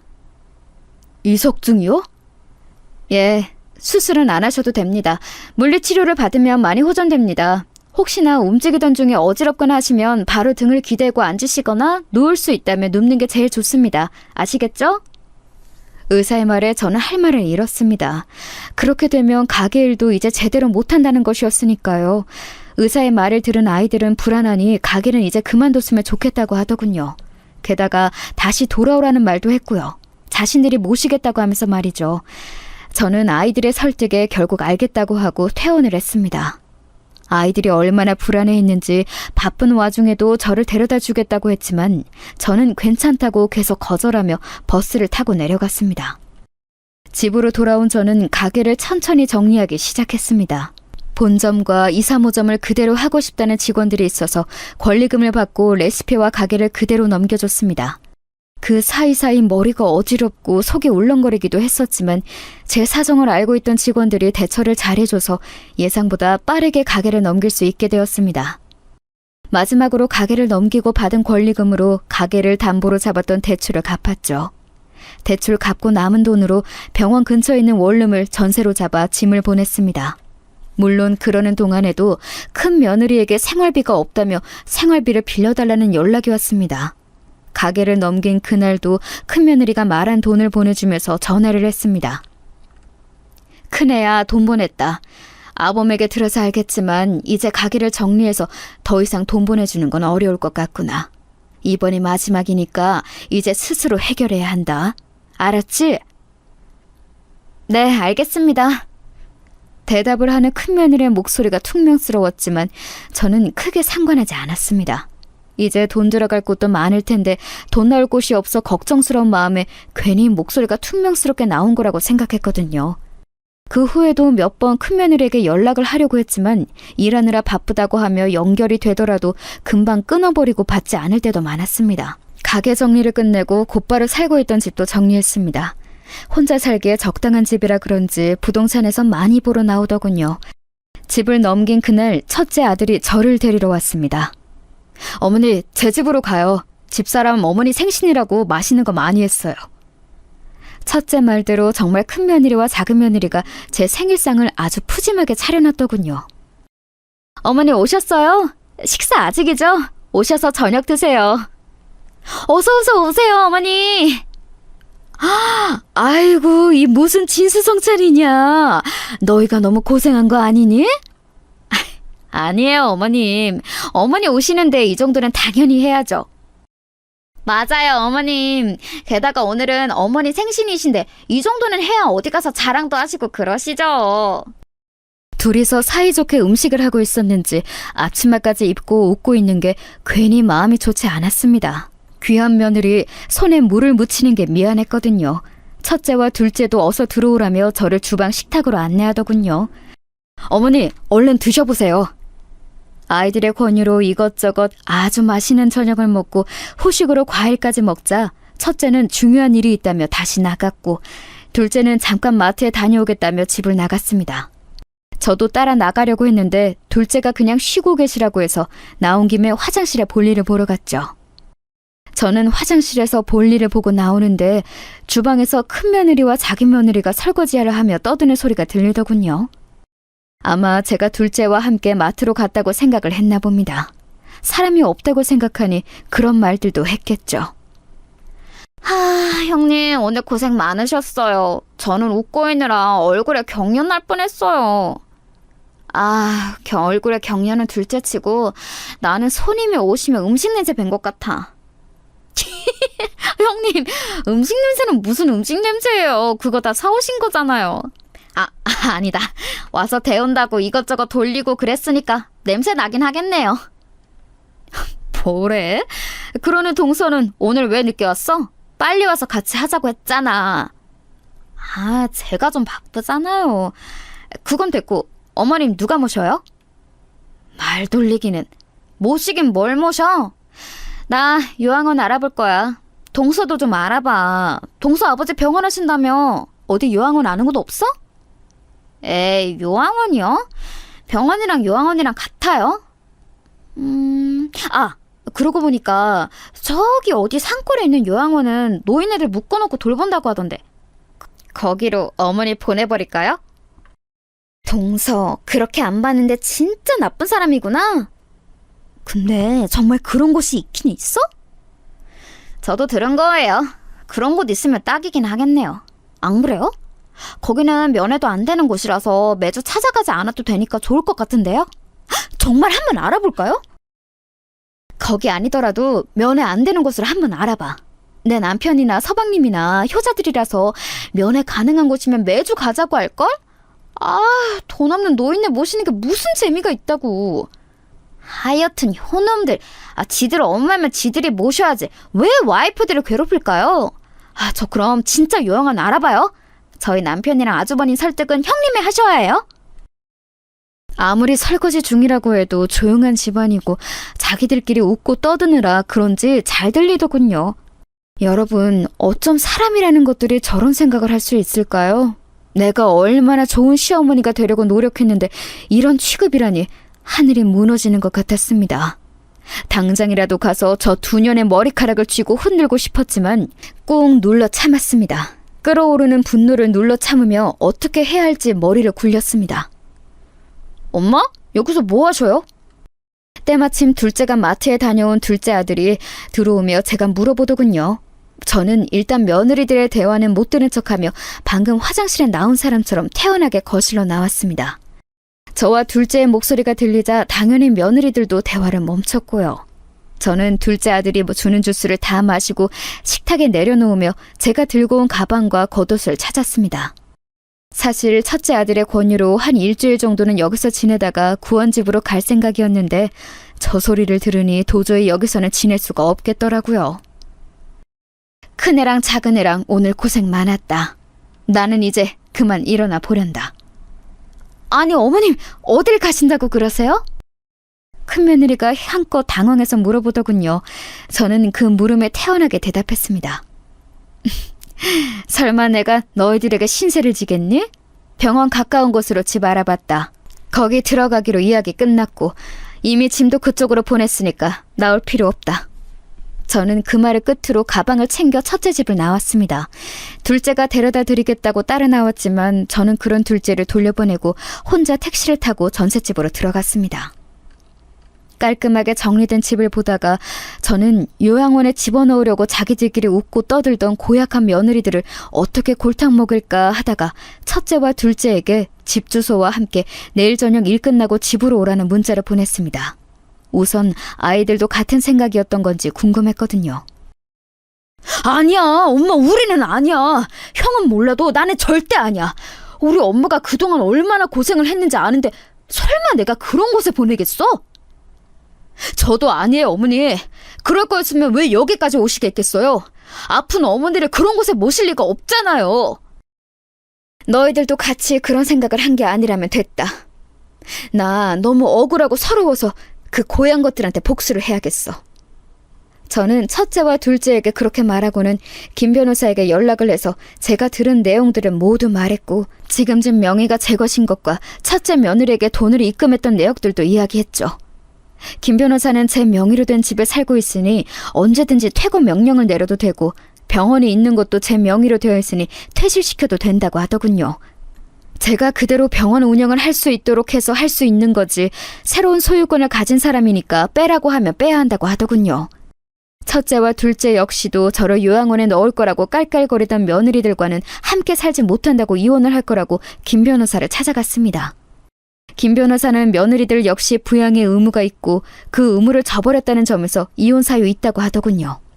그 뒤로부터는 일사천리였습니다. 먼저 병원에 호실을 비워달라는 압박을 했습니다. 병원에서는 이렇게 갑자기 빼달라는 게 어디 있냐며 새로 낙찰받은 사람이 누구인지 알아보기 시작했고 곧이어 그게 저라는 걸 알게 됐습니다. 큰며느리에게도 그동안 생활비, 학원비 등으로 쓰겠다고 빌려달라고 했던 돈이 정말 거기에 쓰였는지 사실 확인을 위한 증명서를 내놓으라고 했습니다. 저에게 핑계를 대며 빌려갔던 돈이 정말 그곳에 쓰였는지 확인하고 그렇지 않으면 사기죄로 고소하겠다고 하고요. 그 뒤로 제 핸드폰에는 전화가 끊이지 않았습니다. 큰며느리와 작은며느리, 큰며느리 집안과 작은며느리 집안에서도 하루가 멀다 하고 전화가 왔죠. 어머니, 정말 저희한테 왜 그러세요? 맞아요. 저희가 무슨 잘못을 했다고 지금 저희를 괴롭히시는 거예요? 대뜸 집에 찾아와서 현관문을 열자마자 따지는 두 며느리를 보니 머리가 아프더군요. 한숨을 내쉬면서 있는 그대로 말했습니다. 그러는 너희는 내가 무슨 잘못을 했다고 나를 요양원에 보낼 생각이었니? 어떻게... 아니 어머니... 그건 장난으로 농담으로 웃고 떠들려고 한 말이었죠. 됐다. 설마 내가 너희한테 나 모시라고 하겠니? 돈 없는 늙은이 모실 필요 없다. 이제부터 내가 번 돈으로 살 거니까 첫째 너는 내가 준 돈 모두 뱉어내라. 어머니 죄송해요. 제가 잘못했어요. 어머니 손주를 봐서라도 용서해 주세요. 정말 그냥 장난으로 한 말이었어요. 아니, 이미 난 마음 굳혔다. 큰애 네가 돈을 어디에 어떻게 썼는지는 모르겠지만 변호사한테 물어보니까 쓰겠다고 하는 용도 외에 쓰게 되면 그거 가지고 재판을 할 수 있다고 하더구나. 나는 그 돈 꼭 받아서 돈 없는 노인네 말고 돈 많은 노인네 할 거다. 그리고 작은애, 너도 똑같아. 사돈에게 병원 빼라고 전해라. 어머니, 아무리 그래도 저희 아빠 병원인데 그렇게 마음대로 빼라고 하시는 게 어디 있어요? 너야말로 너희 마음대로 나를 요양원에 보내려고 했잖니? 나는 그러면 안 된다는 법 있냐? 그리고 그 병원에 있는 자리에 내가 그동안 피와 땀을 흘려 번 돈으로 산 정당한 내 공간이다. 거기에 내가 병원을 넣든 뭘 넣든 내 마음 아니니? 짧은 기간이지만 내가 좋은 마음으로 사돈병원 가만히 뒀지만 내가 너희들한테 그런 취급당하는데 왜 내가 마음을 곱게 써야 하니? 됐다. 나는 이제 너희를 내 며느리 취급 안 할 거니까 썩 내 집에서 나가. 어머니! 저는 그 말을 하고 현관문을 닫아버렸습니다. 밖에서 며느리들이 시끄럽게 저를 불렀지만 그대로 뒀습니다. 지금 후회해봤자 이미 엎질러진 물인데 다시 담을 수 있겠어요? 괜히 좋은 마음으로 며느리들한테 잘한 거였는데 그 마음이 배신당하니 서글프기만 하더군요. 아무튼 저는 모든 권한을 김 변호사에게 넘기고 병원에 다니며 치료에 전념했습니다. 확인 결과 정말 큰 며느님께서 사장님이 주신 돈을 다른 곳에 사용했다고 하더군요. 그렇게 주식으로 돈이란 돈을 다 없애버리고 다시 주식을 시작하다니. 주식 때문에 이혼을 한 해 만에 해놓고 또 주식을 사? 아주 머리가 꽃밭인가 보군. 작은 며느리 쪽은요? 병원에는 이번 연도 안으로 나가라고 이야기했습니다. 그쪽에서 어떻게 나올지는 알아봐야 할 것 같습니다. 그래도 계속 우길 수는 없을 거예요. 사장님 말씀대로 병원에서 나간다고 하면 어느 정도 이사 비용은 드리는 걸로 할게요. 그래, 김 변호사. 고생했어요. 앞으로도 조금만 더 고생해줘요. 첫째와 둘째는 그 둘과 이혼한다고 김 변호사를 찾아갔다고 하더군요. 이런저런 이야기를 하다가 집 이야기가 나왔다고 해요. 어차피 집은 제가 첫째와 둘째에게 각각 혼인신고 전 증여한 재산이라서 재산 분할에 포함되지 않는다고 하더군요. 게다가 첫째 같은 경우는 최근에 있었던 큰며느리의 주식 투자 때문에 모아놓은 돈까지 없어져서 분할할 것도 없고, 둘째의 경우에도 병원을 이전하면서 모아놓은 돈을 모두 병원에 이전해 쓰라고 사돈댁에 드렸기 때문에 나눌 게 없다고 하더군요. 그 외에 재산이라고 해봤자 차가 전부고 차도 얼마 하지 않은 차라서 크게 달라질 건 없다고 하더군요.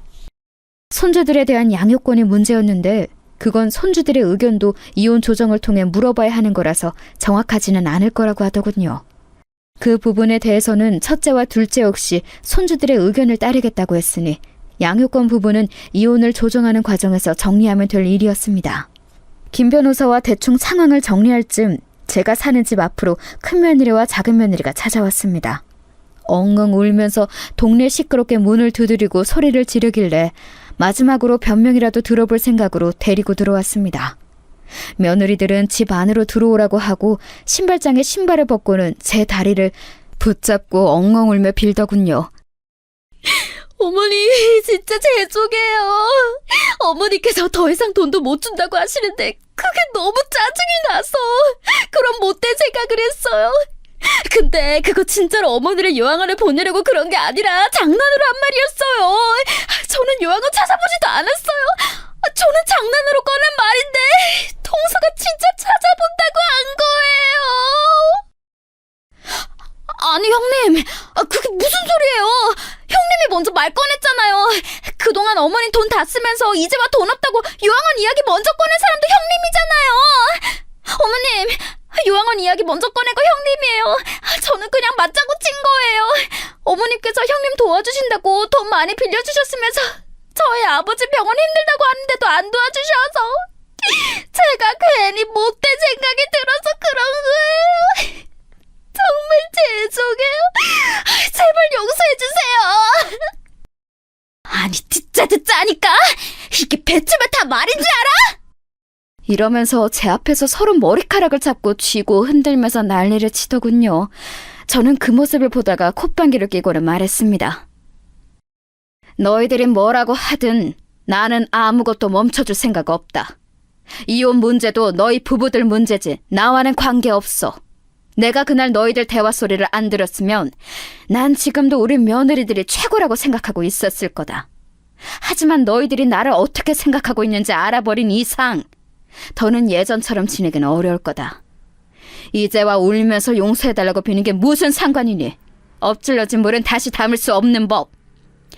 큰애 너는 나한테 핑계대서 가져간 돈 다시 가져올 생각하고, 작은애 너는 사돈께 병원 빼라고 해라. 이젠 내 집에서 나가! 저는 그렇게 말했고 며느리들은 제발 다시 한 번 기회를 주라고 빌었죠.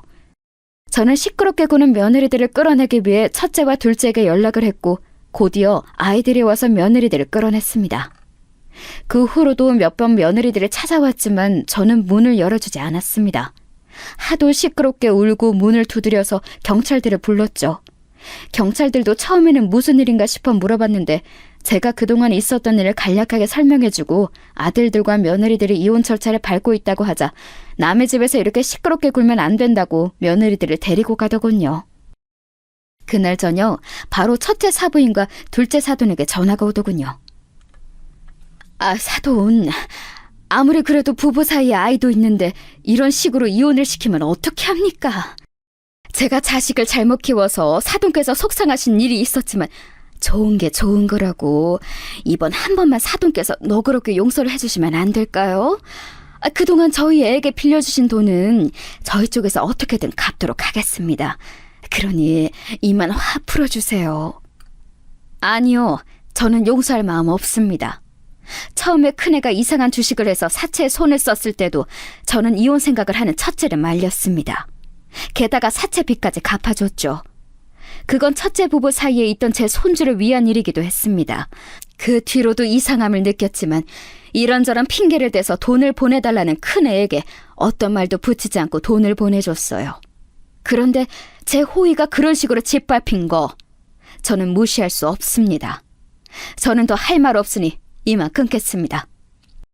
첫째 사부인과 전화를 끝내자마자 둘째 사돈에게도 전화가 오더군요. 사돈, 내용은 전해 들었습니다. 아무리 그래도 병원은 거느리시면 안 되는 거 아닙니까? 저의 말 듣기로는 자기가 그냥 끌려갔다고 하더군요. 물론 자기 형님이라고 말리기보다는 동조한 건 저희 애가 크게 잘못했다고 생각합니다. 그래도 공과 사는 구분을 해주셔야 하는 거 아닙니까? 병원을 빼라고 하면 저희 병원에 있는 다른 직원들은 또 직장에 옮겨지는 건데 그 부분에 대해서라도 이해를 해주시고 공과 사는 구분을 해주세요. 사돈, 말씀이 너무하시네요. 사돈이 이런 일을 당하셨다면 저보다 더 했을 거라고 생각합니다. 아무리 자기 형님이 그랬다고 해서 말리지 못하면 동조라도 하면 안 되는 거 아니겠어요? 동조하는 것도 요양원에 찾아보겠다고 하는 모습을 제가 봤는데 마음이 풀리겠습니까? 직원들 이야기하셨죠? 걱정하지 마세요. 거기 자리 빠지면 저희 둘째가 그곳에서 개원할 겁니다. 그 직원들 그대로 저희 아들이 인수하면 되겠군요. 저희 김 변호사님이 하시는 말씀 들었을지 모르겠지만 마음 정하시면 연락 주세요. 바로 전세금과 함께 이사 비용도 이체드리겠습니다. 하루빨리 빼세요. 공사를 구분하라고 하셨죠? 제가 그동안 사돈이라서 사적인 마음으로 아무 말 없이 병원 사용하게 해드렸지만 이제 이혼하면 사돈도 아닌데 제가 왜 사적인 마음으로 잘해드리겠어요? 이제 공적인 마음으로 어서 병원 빼주셨으면 좋겠습니다. 이만 전화 끊겠습니다. 며느리들에 이어 그 부모에게까지 싫은 소리 가득한 전화를 받았지만 저는 꿋꿋이 저의 의견을 굽히지 않았습니다. 사실은 어서 이 일들을 정리하고 글을 적고 싶었지만 한 번씩 마음이 약해지는 저를 다잡고자 이렇게 글을 썼습니다. 여러분, 제가 마음이 약해져서 합의하지 않도록, 아이들의 이혼을 다시 한번 생각해보라고 하지 않도록 응원 한 번씩 부탁드려요. 글 끝까지 봐주셔서 정말 감사합니다.